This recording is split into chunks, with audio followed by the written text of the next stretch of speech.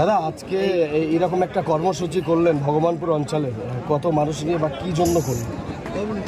দেখুন, আমি ধন্যবাদ জানাচ্ছি ভাঙড়ের আমাদের তৃণমূল কংগ্রেসের কর্মী সমর্থক নেতৃত্ব যারা আছে হয়নি, সেটা আজকে ভাঙড়ের বুকে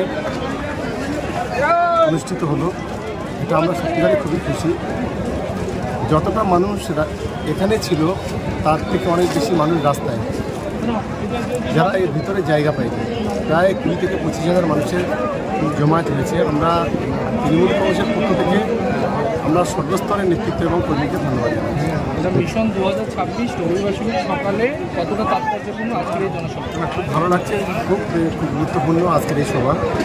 এবং বিশেষ করে ভাঙড়ে দল একটা সিদ্ধান্ত নিয়েছে, আমাদের নেত্রী মমতা বন্দ্যোপাধ্যায় দিদি এবং আমাদের নেতা অভিষেক বন্দ্যোপাধ্যায় মাজা।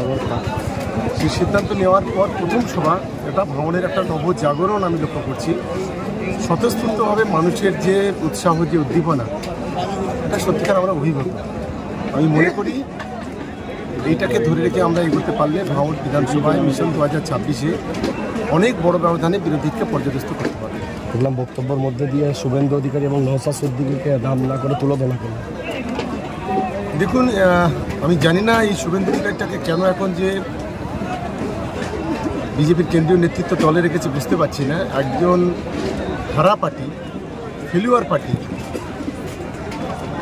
নিজের কৃতিত্ব বাড়ানোর জন্য বিজেপিতে গিয়েছিল, কিন্তু ডা ফেল।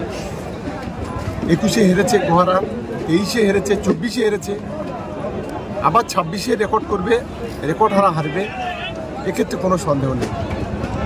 এবং এরা আমাদের সম্পর্কে যে ধরনের মন্তব্য করছে, শুধুই মাত্র আমরা সম্ভবত মুসলিম পরিবারের ছেলে বলে যে ধরনের কথা বলছে, আমরা তীব্র নিন্দা করি। কারণ আমরা এই সংস্কৃতিতে বড় হইনি।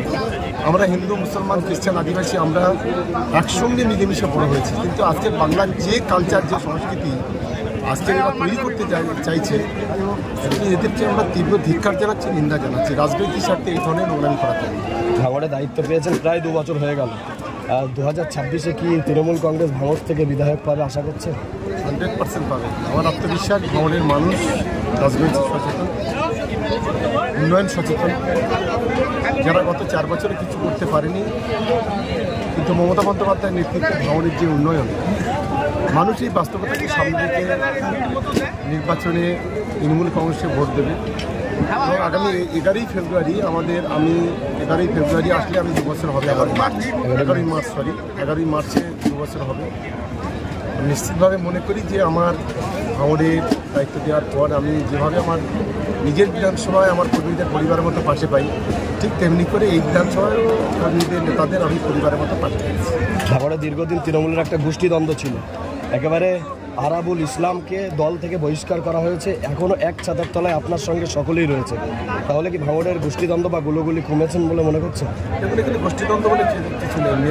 নেত্রী মমতা বন্দ্যোপাধ্যায়, নেতা অভিষেক বন্দ্যোপাধ্যায়, আমরা যারা আছি সবই তাদের কর্মী। গোটা ভাঙড় একটা পরিবার। যারা ভুল বুঝে আমাদের থেকে চলে গিয়েছিল, কিংবা যারা সাসপেন্ডেড হয়েছে, তাদের সঙ্গে যারাও ছিল, আমি সকলকে আবেদন করব যে আপনারা সবাই আসুন। এক্সেপশন বাপটা বাদ দিয়ে সমস্ত মানুষকে আমাদের দলে স্বাগত।